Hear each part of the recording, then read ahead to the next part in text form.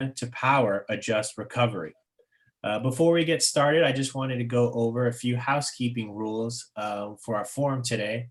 Please remember to mute yourself so that any background noise does not disturb the discussion and our panel members who are speaking. We will be recording today's discussion. So for those who are unable to be here today, we can share this event with them. And we are streaming the event to Facebook Live on Fifth Squares and the Bicycle Coalition's Facebook page. We invite you all to submit any questions for our panel in the chat throughout the discussion. If we are unable to get to questions from the audience, we will compile them all to publish after the forum has ended. You're also welcome to shoot any questions to me via email. My email is yasha, Y-A-S-H-A, @transitforwardphilly.org. And that's also on our website, www.transitforwardphilly.org. If you're tuning in, you may or may not already know that Pennsylvania's public transit agencies are facing a funding emergency unlike anything that's come before, with two intertwined crises unfolding at both the federal and state level. With the financial and ridership impacts of COVID-19 in full effect, SEPTA and other transit agencies across the Commonwealth and the country are bleeding millions of dollars a week. To keep transit moving, Congress must invest $32 billion in our buses, trains, and subways. And Pennsylvania needs to find a sustainable source of funding as payments from the Pennsylvania Turnpike Commission sunset in 2022. Today, we will be hearing from transportation leaders and decision makers on how COVID-19 is affecting their agencies, what's happening in Washington and Harrisburg to fix the problem, and what is needed going forward to secure public transit's future in southeastern Pennsylvania. Fifth Square and Transit Forward Philadelphia are pleased to welcome our panel and moderator to today's event to discuss this current transit funding crisis.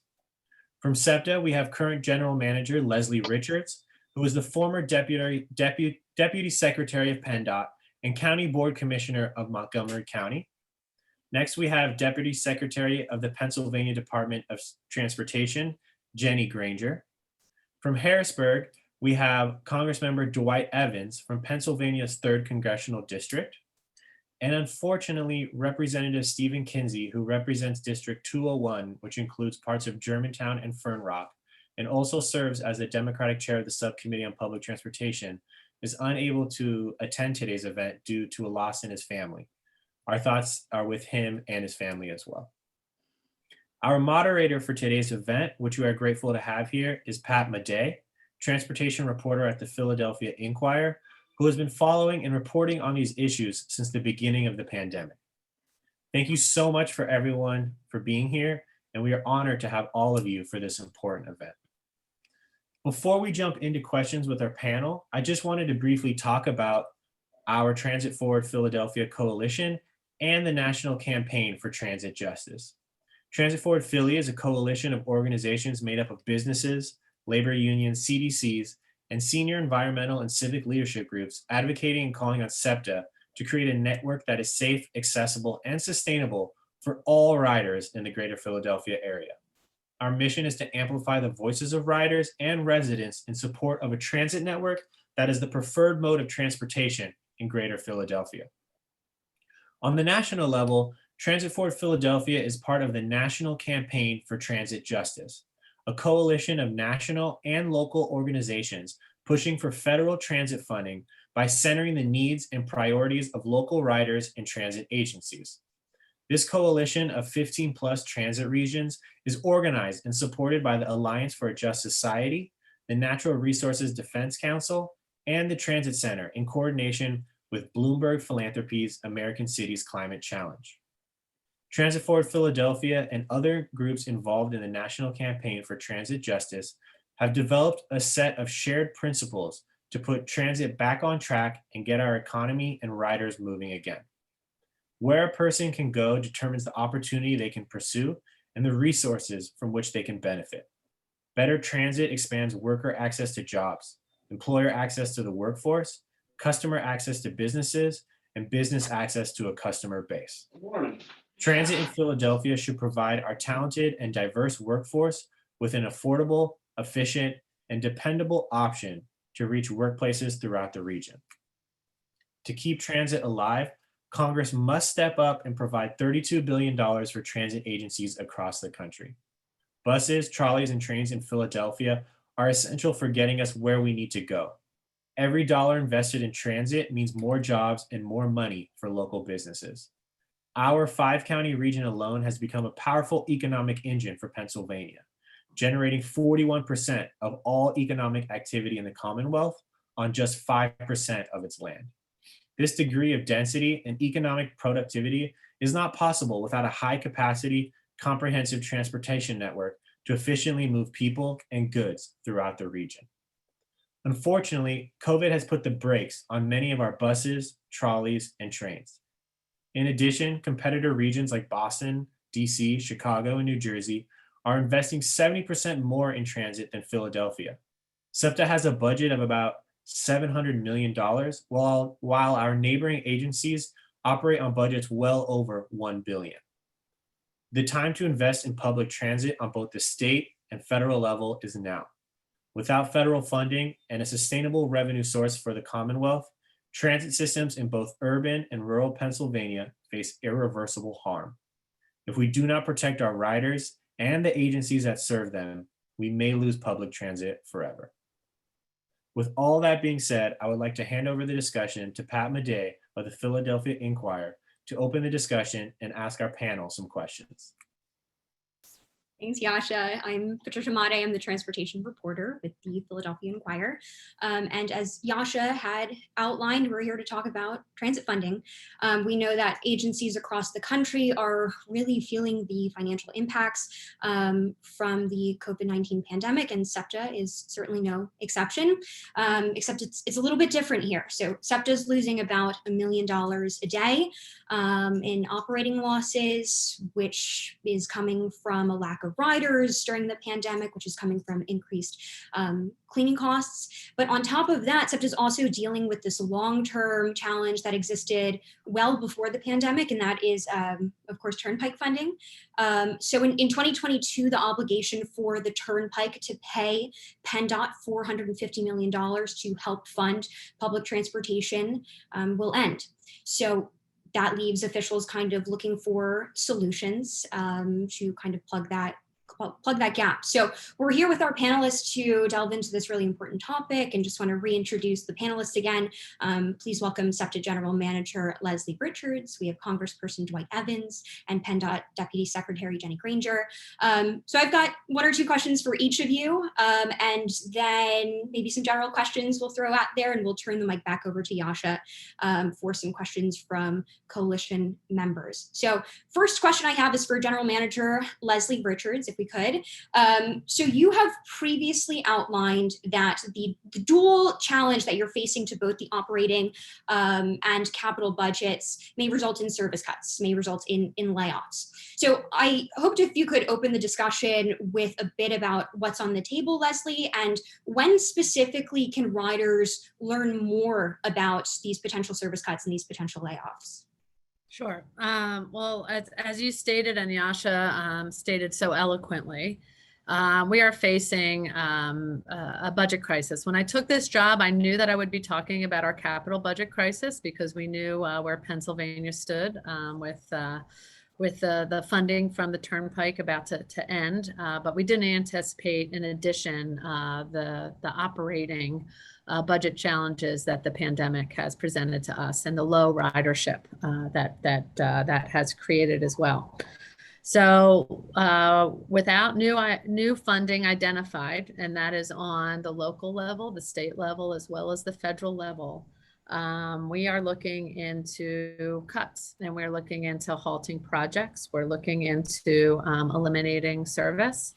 That includes shutting down rail lines, cutting routes, closing stations, as well as reducing staff levels.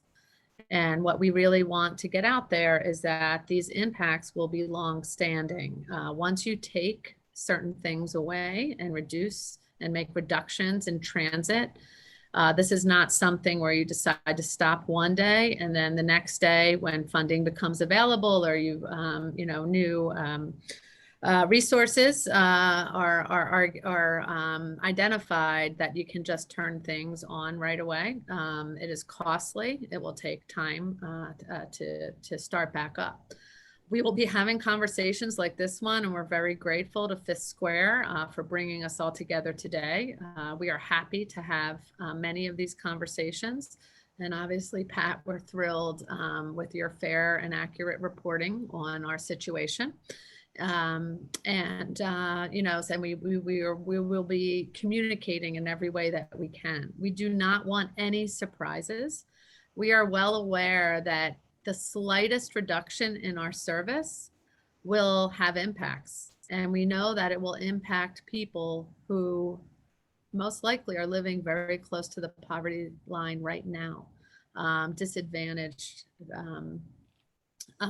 populations, as well as those who truly rely on transit and need transit for opportunities. We know that transit provides, you know, quality of life, economic opportunities for many of our customers, and there is no reduction that will not have an impact to those riders. And so we will be making these decisions very carefully. They will be difficult, and we will be engaging the public in every way that we can. And we are open to ideas of ways to engage and improve that communication. If people have them, please let us know. Thank you, Leslie. Can you elaborate a little bit on the timeline? I mean, everything, as you said, is on the table, but when can riders specifically expect to hear more about the route that they rely on? You know, whatever mode of transportation that they take, that's part of SEPTA. When can they expect to hear more? Right. So we're working right now on many different options. We'll see. Obviously, we are going to assess the financial impact of those options, the communities that they impact, which would be short term, what would be easier, you know, to turn off and get back on, what would be less costly to us, you know, in the long run if those decisions are made. And I know it will be forthcoming. Hopefully, we're hoping to hear about a federal relief package by the end of the year. Without that, we will definitely be figuring out which direction and which reductions we will have to move forward with. And again, we will be engaging the public. I can't say it enough. There will be no surprises here. By the end of this year, we will be, which is right around the corner, right? We're about to enter into December. Within the next few weeks, we will be gathering that information. And as soon as we know it, you will know it. We just have not made those decisions yet. Obviously, there's a lot of things to consider in our network. But as soon as we get a little more advanced in that decision making, we will share with you. We'll share with the media. We will share with our advocacy groups. We will share with our riders. We will share with the public. We definitely want their input. But again, I cannot stress enough, this will not be good news. And, you know, there's no decision that we can make in looking at these reductions that will make everybody happy. Can you elaborate a little bit more on how you plan to make these decisions? Will they be kind of blanket cuts? Can you commit to looking at each individual line, each individual station? All of those. Again, we are going to be looking at what is the cost savings in suspending an entire line, right? And how does that impact? How does that impact, you know, staff reductions that would go along with that? How does that impact work that would be needed to maintain that line? You know, we would hope to get it back at some point, right? So what is the maintenance and what are the safety work that needs to be done to keep that? I would hope these will not be permanent reductions, but I can't promise that either. We don't know. So we'll look at partial, you know, reductions on lines. We're going to look at stops being, you know, removed from lines, again, temporarily, we hope. And we'll look at full routes just being suspended. You know, we don't know. You mentioned federal funding. That's a good segue into my next question over to Congressperson Dwight Evans. So we know federal officials have secured about $25 billion for transit agencies in the early months of the pandemic. And as we move forward, advocates and agencies are calling for an additional $32 billion. We also know that the longer agencies are made to wait, the more dire their situations become, the more likely they'll need to make decisions sooner. So Congressperson, if you could elaborate on what are you doing to secure this funding, and what are you doing to ensure that it comes quickly? I smile when you say, sure. It's 435 people in Congress and it's 100 in the United States Senate. So being that we fired a dictator, I'm not a dictator, but I can assure you that we are doing everything that's humanly possible. And I share with you, you couldn't have a better manager and administrator than Leslie, a person who was chair of PennDOT and now manager of SEPTA. And the reason I say that is I'm going to talk about what pieces are in place, and it's important to focus on that. In terms of the Transportation Infrastructure Committee, there are 3 members from Pennsylvania that are on that committee. That is extremely important when you talk about an agenda. There are 3 members on the Ways and Means Committee. That is important. Ways and Means, Transportation are the 2 entities. So what have we done thus far? We passed a bill called House Bill 2, Moving Forward. That bill is in the Senate. There's the HEROES Act 1, 2 that are in the Senate. The reality is there are bills right now that will address transportation that are in the Senate. So let's talk about the politics of where we are. Fortunately, what took place on November 3rd was extremely beneficial to Pennsylvania, meaning President-elect Biden. That is a significant move by having President-elect Biden as the President of the United States, particularly with this region, Pennsylvania, Delaware, and New Jersey. So all those pieces are in place at this point. Secondly, in my view, most members, I don't care if you talk to them, Democrat or Republican from Pennsylvania, my sense is that they are committed to making sure transportation works. There are 70 transit authorities across this state, and obviously SEPTA is the largest one. It is very important to our economics. It's very important to the issue about poverty that Leslie has raised. So both those issues. So when you say that this is the issue I work on every single day, I focus on this. I understand what this means connected to the economy. Now, this was stated, have I seen the worst time? 1991, before SEPTA had predictable funding, was worse than this. We didn't have a pandemic, but in 1991, we didn't have predictable funding. SEPTA now has predictable funding. Act 89, which is what Leslie just talked about, where there was bipartisan. So my recommendation is involvement of labor, involvement of Chamber of Commerce, because this affects the economy of this region, which drives this state. So we got HEROES Act, both are in the Senate. We got Moving Forward in the Senate. Those 3 bills, truly speaking, they could be voted tomorrow. And you will see a drastic effort that's taking place. But the reality of it is, we do not control the Senate. That's where we need to talk. You got Bob Casey, who's a senator, who's be supportive of this, and you got Pat Toomey, who's in the Senate. So Toomey with the Senate needs to step forward to address the immediacy of this issue. I'm being very direct. And the point of it is when it gets down to, obviously, Vice President Biden won't be sworn into January 20th. We're trying to add a sense of urgency on the relief bill right now. We think that should have been passed last week. So we got bills in the Senate right now.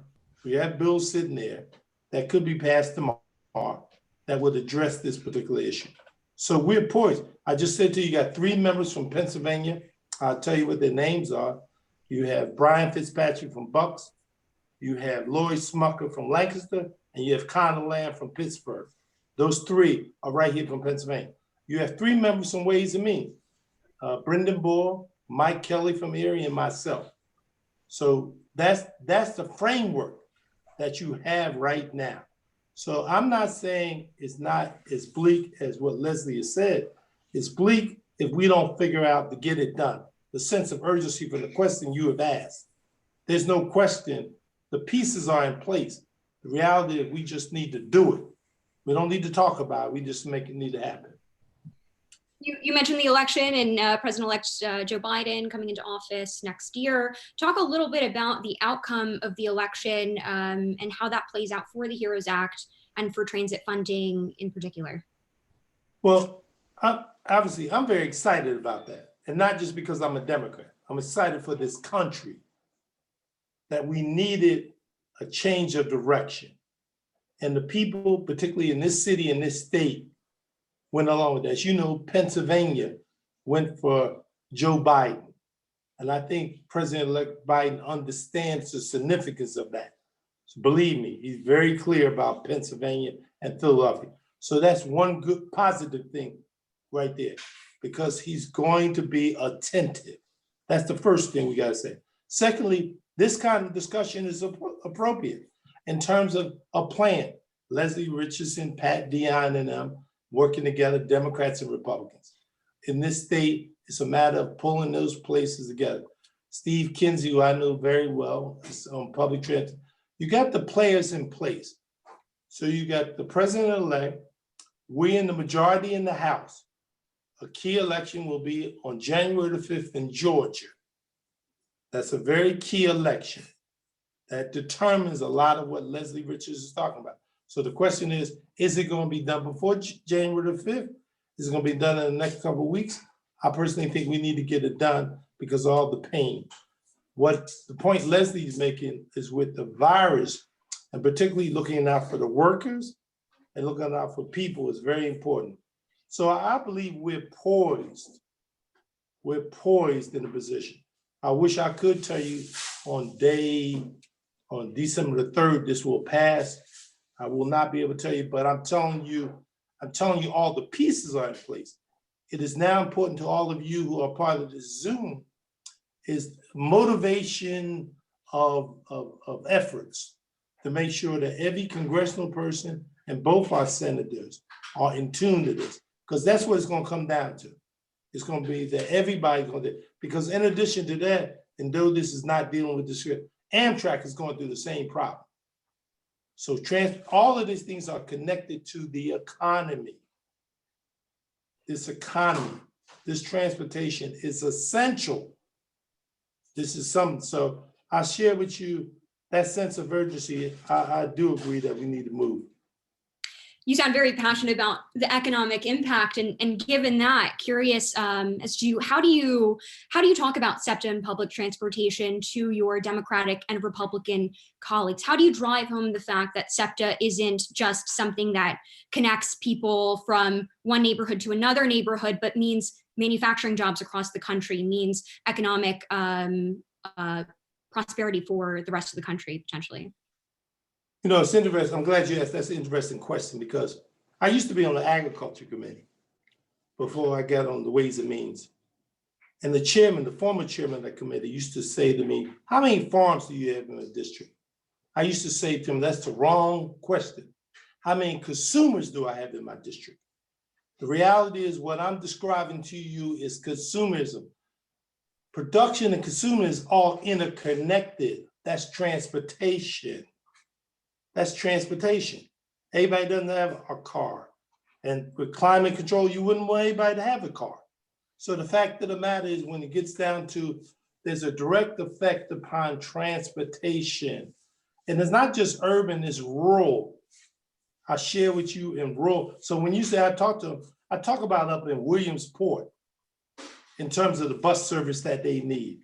I talk about in Greene County. I talk about in Johnstown. Those are very essential. So we have to talk in that language and people understand that transportation is essential to this country and to this state. And that's the way, when you say I talked to them exactly. I've been around it a little while. I understand that at the end of the day, if people do not have access in terms of work, school, jobs, with a poverty rate of 25% in the city of Philadelphia, and then you put the virus on top of that, you're going to affect particularly communities more of color. And that kind of impact is passed along, which adds a further burden to state and federal government in terms of that. There's a gap there already. So what I'm saying to you, transportation, in my view, is not partisan. I don't think it should be partisan. Leslie tell you, when she runs those trains, she don't talk about Democrats or Republicans running. Only thing people want to know at the end of the day, is this bus, is this service, can I get on it? And I know the ridership is down tremendously in the suburbs, that is down tremendously. That's a huge problem.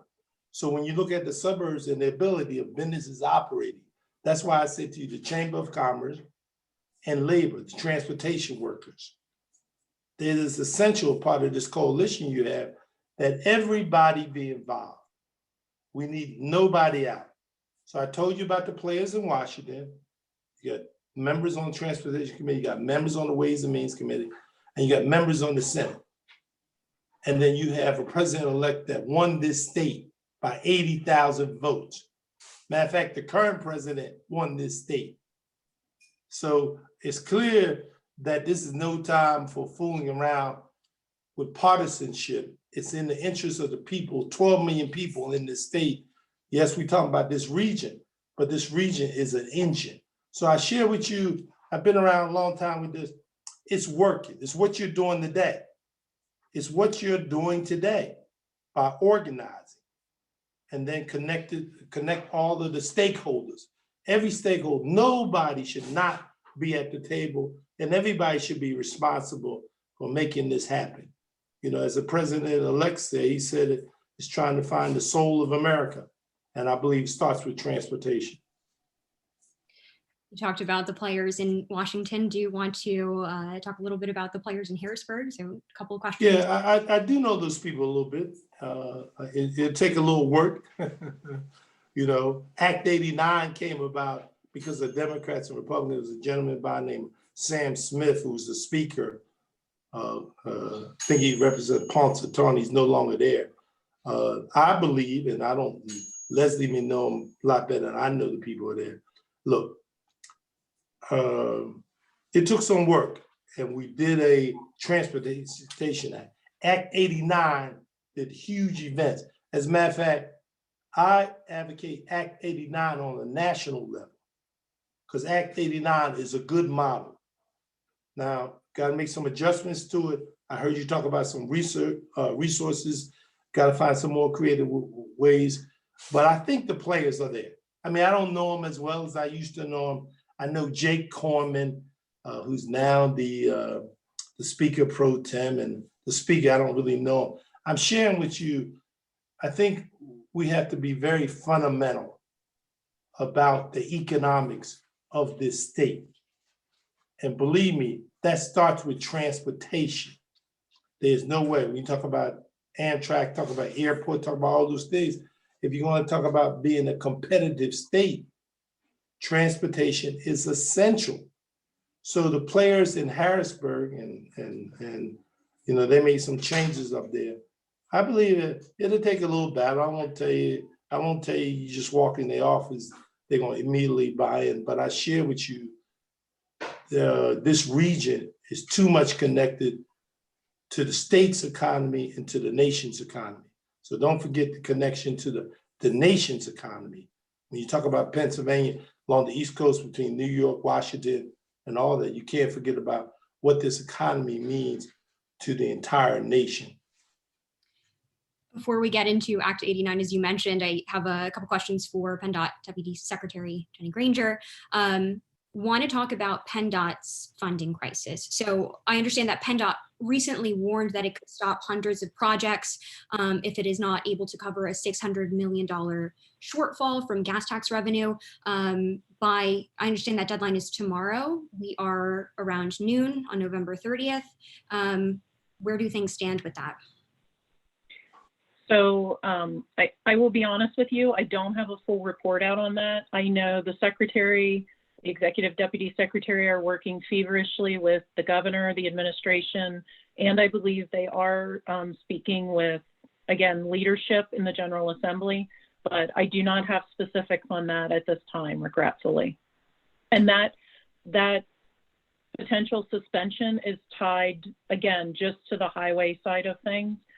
Which doesn't make it any better. But again, as you noted, it is directly related to COVID and the reduction in miles that people have traveled, which again results in a reduction of revenue coming into the Commonwealth for highways. So the Turnpike had to defer some of its payments earlier this year because of the drop in traffic. And I understand that PennDOT recently had the Turnpike make good on those deferred payments. They passed a bond resolution to make sure that public transportation is paid for up until the upcoming fiscal year. What led PennDOT to that decision to say to the Turnpike, you got to make good, we need to move forward and find that money for public transportation? Well, Patricia, I don't know that we necessarily told them they had to make good. Obviously, we were hopeful that they would get us the money sooner rather than later. But according to legislation, they are required to pay that $450 million by the end of the fiscal year. So again, I think the Turnpike, again, was gauging the return of ridership or passengers on the Turnpike, in addition to when would be an appropriate time to bond. Again, they make those payments on a quarterly basis. So they had just deferred the first two. So I'm assuming they felt now was a good time to go to the bond market.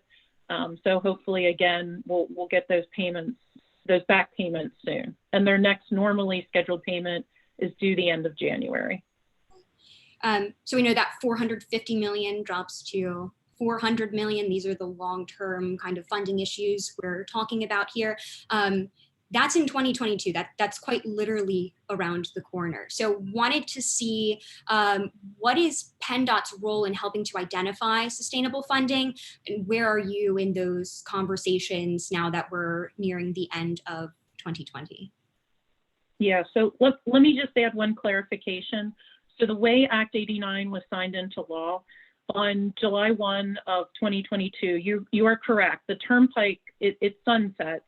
And instead of paying $450 million, they would make a payment of $50 million to the Department of Transportation. However, the $450 million that would then come from the general fund vehicle sales tax. So in theory, public transportation could potentially be $50 million to the good.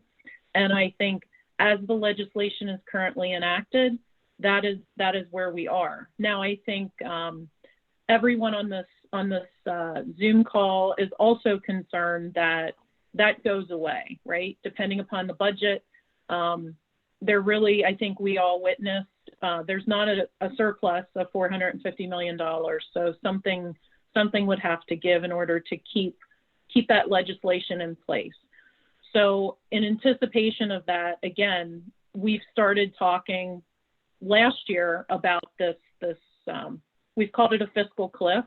I think when you add COVID to it, it definitely is a fiscal cliff that has pushed it forward much sooner.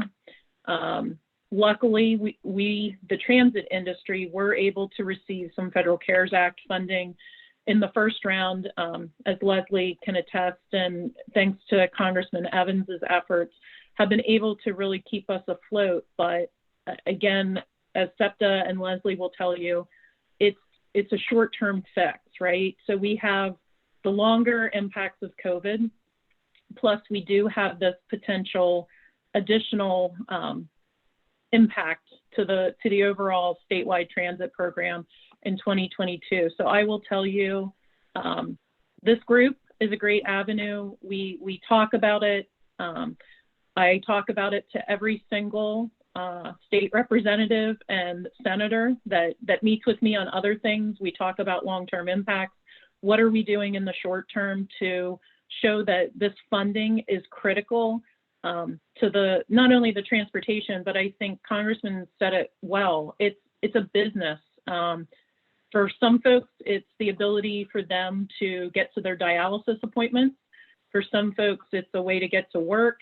It's part of the economy, but it's also a quality of life issue. So I can tell you, the secretary, the executive deputy secretary, myself, we're all talking about this. Again, there were mobility councils that convened about a year and a half ago, and they released mobility reports. So there's some information in those. We're looking at all options, again, because the success of transit statewide, I mean, obviously, Congressman Evans is right. SEPTA is not only a regional, but it's a nationwide kind of impact. But I am very proud to say today we have transit in some way, shape, or form in every single one of our 67 counties. I'm very proud of that. And we are working very hard to make sure that happens consistently, that we are able to maintain that network. Leslie, you were on those councils that the deputy secretary was referring to. For those who don't know, Leslie Richards was the former PennDOT secretary. Leslie, want to talk a little bit about that $450 million? So you have said in the past that even if that was sustainable, that wouldn't be quite enough. So what price tag do you have in mind for SEPTA to receive to be able to promise and make progress on these big projects and just other things in your capital plan? Sure. Yasha touched on it a little bit in his opening remarks. So our capital budget it's under 700 million. He was a little more generous, saying it was 700 million. And he is absolutely right that the comparable agencies that run systems like ours have well over $1 billion that they are investing. You know, we have extremely important projects like trolley modernization, which, are trolleys that carry, 80,000 riders the day before the pandemic. And we need them to be ADA accessible. And it's very important. And they go into some of our poorest neighborhoods and some of our most disadvantaged neighborhoods. So we definitely need to get that moving forward. We have King of Prussia Rail that would connect the third largest employment center here in the Commonwealth with mass transit, which would be huge. Again, giving people economic opportunities to be able to work in that large economic center and to be able to get there and providing the mobility for them to be there.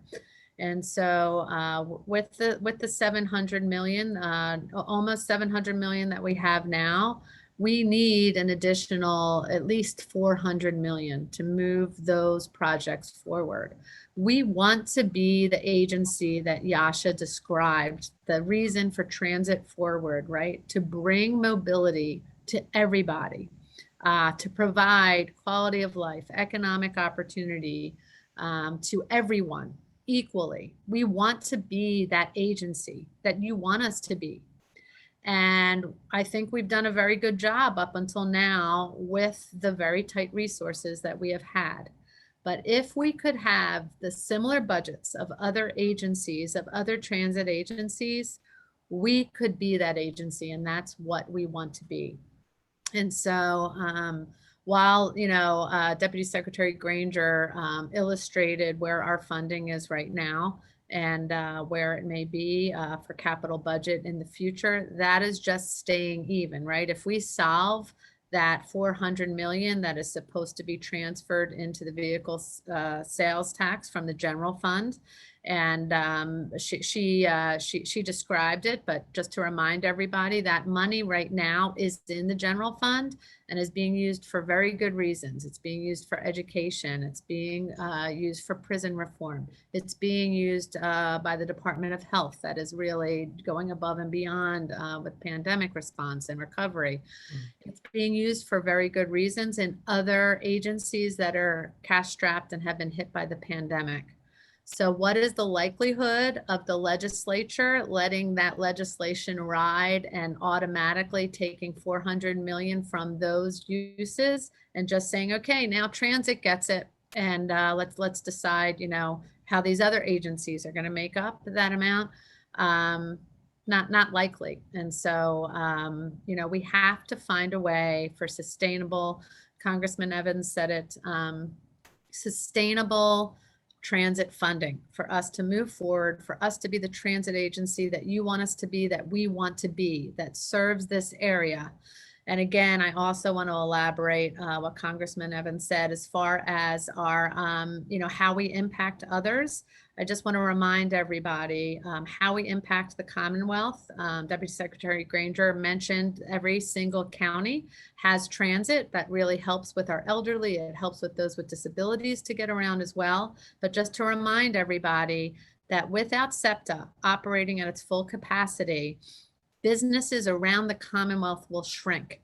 19,000 contracts to 989, nearly 1,000 companies in 38 of our 67 counties in the Commonwealth were awarded contracts in the last few years. They totaled business of $1.3 billion since 2015. That will go away. So it's not just a Southeastern Pennsylvania thing. It is a Commonwealth of Pennsylvania thing. And as Congressman Evans said, it is a national thing. You know, Pennsylvania, he mentioned Washington to New York, but we are also New York to Chicago, which is a very heavily traveled freight network. And Pennsylvania is right in the Keystone State there as well. We've been talking a lot about the capital budget, but have a question about operating budget as well. And actually, this is for the Deputy Secretary as well. Want to talk about riderships and travel. And we know that people are staying home. We know that telecommuting patterns will continue. We know that unemployment will continue. And obviously changing how people travel. We know people are buying cars, they're taking to cars. Want the both of you, and even Congressperson Dwight Evans, if you'd like to chime in too, what you see for ridership and for travel and when they will reach pre-pandemic levels. So I think depending upon where you are, depends on that answer. So these are some general trends that we've seen in the Commonwealth, and also in working with the 6 other surrounding states, we see general trends. So let me just say that. So one, within the Commonwealth, we've seen vehicular movements, ADTs, slowly coming back. There, again, it depends on where you are in the state, but there's been this incremental return. So, and I think the general observation is with traffic, we see those incremental returns most prominent in peak hour. So they're not pre-COVID. As far as transit, and this is a statewide transit assessment, we're seeing bus ridership anywhere from 50 to 60%, as high as 87%. And those higher bus occupancy rates are more prevalent in the rural areas versus the urban. But again, we see the greatest ridership numbers again in peak hours, the traditional peak hours. As far as rail goes, that I think Leslie can speak to SEPTA, but so the 2 routes that we have with Amtrak, the Pennsylvanian, which runs from Pittsburgh to Harrisburg to Philly and on to New York, we do have 50% ridership caps on the trains currently, and that is mainly to maintain social distancing. On the Pennsylvanian, we have bumped up against that 50% cap, and that's becoming more prevalent. The ridership on the Keystone from Harrisburg to Philly and on to New York, that is more sporadic. I think, I haven't seen the numbers lately, but we were at about 20-25%. And I think when people ask me why that is, I think the answer is more related to where are people going. So if you're on the train from Pittsburgh to Harrisburg to Philly, you're looking at greater intercity travel. These are folks that are taking the train not necessarily for work, but that could be. And I think for those of you that normally ride the Keystone, there's a significant ridership that is commuter based, meaning they'll take the train from Lancaster County into Philadelphia, work, and come back. And I think, Patricia, as you noted, people are teleworking. So that's another reason why we've seen rail return at a much slower rate. And I can tell you in discussions with New Jersey Transit and Connecticut and Massachusetts and New York, they are seeing similar trends in movement of people. You know, I smile a little bit because I know Leslie Richards didn't decide to want to be head of SEPTA when this is occurring. Because prior to this pandemic, Act 89 was doing wonders for SEPTA, wonders. And yes, we came together, but I would say specifically, we need to reimagine how transportation is delivered. And if you talk about climate control, you must face up to the fact that transportation is a part of the solution. This is not a new debate. Up until we passed, when I said to you in 91, we finally passed predictable funding. Prior to 91, we didn't have predictable funding. SEPTA was going through a similar problem again without a pandemic. At that time, what Leslie just described to you, making the choices between education and other issues, that transportation was only talking about roads. And until we did predictable funding, then we started talking about transportation.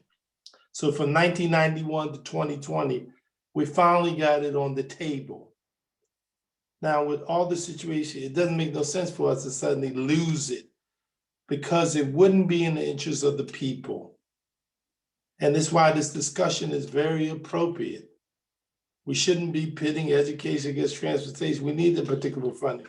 I even raised the issue, you know, this is one of those things about revisiting the Pennsylvania Constitution in terms of the funding issue, not just the roads and bridges, not just the roads. The fact of the matter is transportation is very essential. If you listen carefully with Leslie talked about procurement, the economics. There's a lot of businesses, deservedly so, receiving contracts and the implication, what that would mean. All those bits. So what I'm sharing with you, why I think this is so important, because we need to raise the awareness. We need what I call self-enlightened leadership. Until you get self-enlightened leadership for the sake of this state, to raise the bar, to have a vision. So I share with you, this challenge about transportation is not something new. It's more new now because of the virus. Act 89 did some things, and you're running into, look, I went on Act 89, but I thought it was a mistake the way we did Act 89 in the beginning. We need to bite the bullet, make the investments. That's on infrastructure and that's operating. You cannot do the fare box by itself, because I share with you, you will not have people ride that transportation if you think you're going to do it strictly on the fare box. I was on SEPTA board for 2 years. So I share with you, there's local contribution, there's state contribution, there's federal contribution, but it got to be a vision. And what I think unique, I was starting out earlier, I'm not trying to sound Pollyannish. The difference, I believe, with President-elect Biden, not all on his shoulders, at least you can have a discussion. And I mentioned to you the 3 members on transportation. I mentioned the members with, you got the players in place. So we can have a full-blown discussion. But I say to all of you, activism is going to be extremely important to achieve this. This is not new. As I said, the activism, meaning every aspect of the equation, everybody, any business, small business, non-business, that's what it's going to take. Because I believe that's the level of the crisis we're in. We're in that level. So I think when Leslie talks about reassessing roots and after we build this infrastructure, we build a huge infrastructure. So people need to pay attention to this and be alert and be involved. This is not just one of the ones you just crying fire in the movie theater. This is for real. Yeah, you have a lot of activists and riders on this call who are certainly trying to sound the alarms for sure. But we're running close to out of time. And Leslie, I just wanted to see if you could quickly touch on ridership and when you expect things to, I guess, stabilize, for lack of a better term. And then if we could turn it over to Yasha for some questions from coalition members. I could talk to you guys all day, but I know. I'll be quick on this, and I'm happy to go into more detail. I do want to leave time for questions as well. Right now we're around 30% of pre-pandemic levels. We've run several scenarios. Right now we are hitting what we called our W scenario, which meant ridership went down. It started to come up and then it went down again because of the second surge that we are in. And this is proving in the greater Philadelphia area to be worse than the first one. So we had to, realign all of our scenarios as well to accurately reflect that. We are now predicting ridership to slowly increase after this surge. Of course, none of us know when this surge that we're in right now and will end. And, so we're taking a look at that. We're also closely discussing with our businesses, looking like what are their work weeks going to look like once the vaccine comes out, once people feel safe coming back to their offices, and once people can gather safely again. What does that look like? We're anticipating a slow return, and it's going to take, I believe it is going to take years for us to get back. And maybe we only get to 80 or 90% of where we were pre-pandemic. Again, we have a variety of models that we are using. This is just a snapshot of what we know right now, and things will change. And we will continue to monitor, but that's where we are right now. Thank you, all of you. Those are the questions from me, and wanted to turn it over to Yasha. I understand there's a few questions from coalition members, so Yasha, take it away. Thank you, Pat. And thank you, Mr. Evans and Richards and Ms. Granger, for your responses, and Pat for the hard-pressing questions you asked our leaders today. I know those questions are not easy to answer. I had a whole list of questions from our coalition members, and I have some questions in the chat from people in attendance today. So I'm going to try and maybe encompass all of them in one question if possible. Transit Forward Philly is part of a national group that is advocating for agencies to receive more federal funding, the $32 billion that's necessary. We've contacted our members of our coalition to reach out to Senators Bob Casey and Pat Toomey, to be champions for that federal funding. And that's on the federal side. There's also other options on a state and local level of, kind of finding some dedicated regional transportation funding tied to some local tax that cities across the country have done, like in Seattle, for example, where it's actually proved fairly successful. So my question to all of you in the little time that we have is kind of, what is your advice for us outside of the government to want to help you win enough funding, and kind of what is going to matter the most? And also, is there, things that we should be fighting for example, finding, a dedicated regional funding source via a local tax that might be, more helpful. Like we said, been hosting kind of a variety of events and kind of pushing on our senators to push for that dedicated funding, because as Leslie said, it's going to be a year long, a very long process in kind of getting our riders back. And without dedicated funding on both the federal level, but also on a state and local level, we may have challenges. So I would love to know kind of what is your advice for us outside of the government to help win enough funding, and what do you think are the arguments that are going to be the most persuasive? Well, let me say a few things, and then I know Congressman Evans, being an elected official, will have really, really good advice here. But I just went through, what we call our W scenario. It's going to take years to recover. Right now, our CARES Act money is going to run out next year.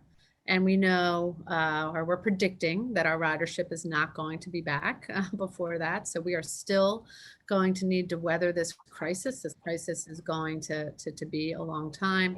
My advice is talk, talk, talk. First of all, nothing gets a voice heard more loudly than when a constituent calls their representative, right? So please call your own, but that doesn't mean that you shouldn't have a national voice as well.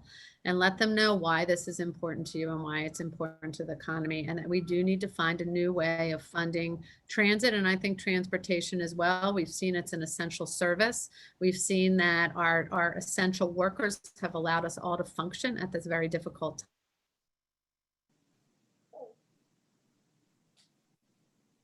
Leslie, I think we may have lost you there.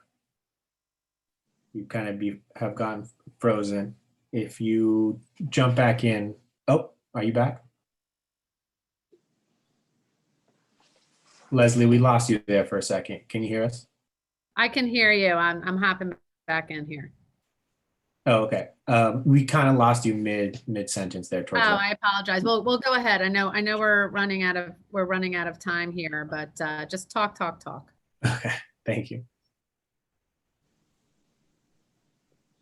So I can jump into my perspective is very similar to Leslie's. I think having these conversations with not only your state and federally elected officials is critical.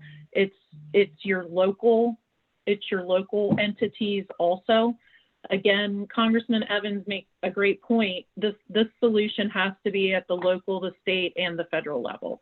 So I know one of the potential solutions that you all talked about, which also came out from the mobility studies, was the ability to raise monies in a regional or a more localized venue, right? So that, say there's some avenue to collect an additional fee in the Philadelphia region, that funding then goes to projects in the Philly region through SEPTA. So I think that's great. I think that's again another great avenue. My advice on that is, as you talk about it, make sure that folks in the elected officials arena understand that that's not in replacement of, that is in addition to. So I know we're worried about what happens to that $450 million in a year and a half, 2 years, but I just want to make sure that in order to not only maintain a state of good repair, but talk about some of those advanced projects that Leslie brought up, such as King of Prussia Rail and expansion and rehabilitation of the trolley cars, that it's not, the 450 isn't enough statewide, right? So if folks just allow the local entities to tax, thinking that'll just replace the 450, that really doesn't get us where I think collectively statewide we need to be. So that would be my only kind of word of advice, is these ability to fund projects should be in addition to the baseline that the Commonwealth is currently funding. I'm going to say something that's not shocking to you. After there was an election on November the 3rd, mobilize, mobilize, mobilize. Use every tool you have, every social medium you have, good old-fashioned letters you have. The mobilization, I'm a transit voter. execution on this. I've never seen in my career, and I've referred to one. I've never seen when we didn't have, there was a time there was not predictable funding. And SEPTA was going through, Leslie don't know about, she never said, if they when they have predictable funding, they was going through this every other year. So I'm sharing with you, remind people with the virus and the economics, and you put that combination together, this is worse. And when we passed it, it was in 91, and Governor Casey, I was just the chairman of appropriation, just became chairman. We passed it August the 4th, 1991. That's when predictable funding came in existence. That's when it came. That's where you see from 1991 where we are. But that required mobilization. That's what it is. So when you ask outside of this, everybody on it must be mobilized. I know you just came out of election, people tired. I'm just telling you right now, I'll tell you what President Obama said. He came to Philadelphia, he was speaking to a group of young men. I was hosting the meeting.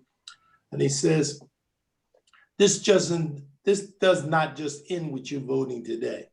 That's what he said. It doesn't end with you voting today. Well, I'm saying the same thing to you now. We got predictable funding. Now, it's not enough predictable funding. I believe that. I didn't have to be convinced because of infrastructure. The things you heard Leslie talk about, upgrading the system, maybe electrical buses, all those kinds of things. Guess what? That takes investment.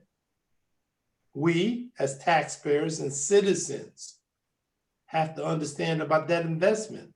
So that's why it's going to require mobilization. Use these social media tools and good old fashioned, use all the tools you have. Just came off a very successful election, and it was the mobilization of people. And that's what you have now, because this is life or death in some communities. People who will not have this available to them. I'll share with you, this is like when they asked about how am I gonna get to work, how I'm gonna get to dialysis, I'm gonna get to wherever I gotta go, I'm gonna get to the supermarket, if I have a supermarket in my neighborhood. So I'm saying to you, I think you know what to do by doing this. So the thing I would emphasize more than before is your mobilization. I think you know how to do that, and I encourage you to continue and raise it to another level, because that's just the situation we're in. Thank you, Congressperson Evans, and thank you, General Manager Leslie Richards, and thank you, Deputy Secretary Granger. Your advice is extremely helpful, and we thank you for being champions for this transit funding crisis, because without, like you said, our mobilization as riders and voters and the transportation leaders and agency staff and elected officials are able to fight for transit funding as well. Together we can mobilize and try and solve this transit funding crisis. So thank you so much for being champions for that. And we look forward to seeing your continued efforts in championing for both federal and state funding to help our riders here in the Commonwealth. I also want to thank the 200 people that were in attendance today for our call. Thank you so much. We really appreciate your time. We apologize for going over about 6 minutes over, but I just want to say thank you so much to everyone. We look forward to hearing from you. I will also be trying to respond individually to some questions that were left in the chat via email to our email list. If you felt like you wanted to go further or in any detail about anything, please feel free to shoot me an email, yasha@transitforwardphilly.org. Thank you so much, everyone. I hope you're able to stay safe and stay dry today, and enjoy the rest of your day. Thank you so much, everyone. Bye-bye. Thank you.